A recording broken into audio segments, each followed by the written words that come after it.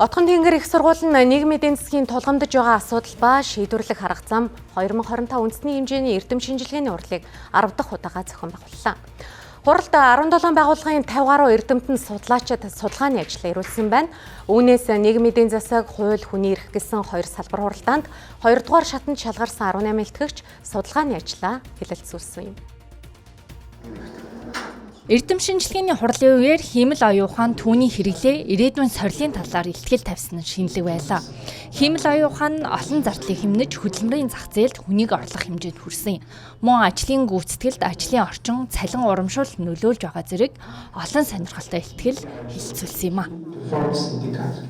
Судалгааны гол сонирхол татсан сэдвүүд бол бас ихтэй сургуулиудын удирдлагын тулгамдсан асуудыг ярьлаа.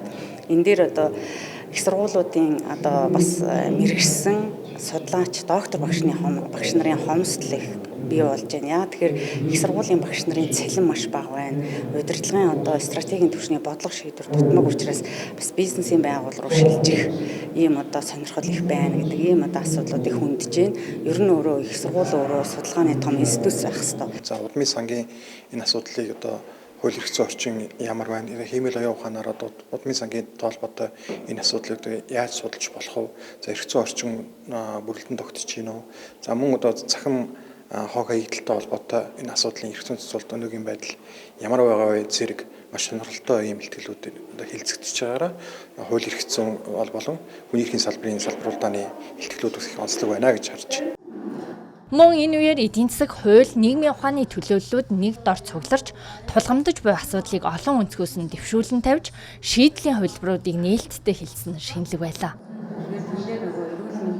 Өнөөдөр бол барааны тэмдгийг адилхан барааны тэмдгийг бол домын нэрээр бүртгэж байгаа зөрчил гарах юм бол би өдрөд эрх зүйн орчин нь тодорхойгүй байгаа учраас домын нэрийн бие даасан хуультай болох гэдэг ийм асуудлыг хөндөж байгаа гэсэн үг.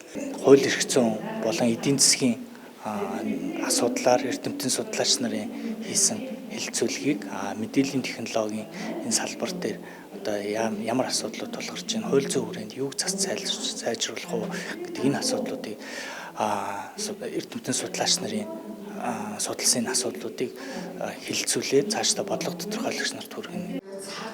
Хурлын төгсгөл төрийн бодлого боловсруулагч нарт зориулан шийдвэр гаргалтанд ашиглаж болох үйц зөвлөмж судалгааны дүгнэлт бүхий нийтгэлийг боловсруулж хүргэлсэн юм а.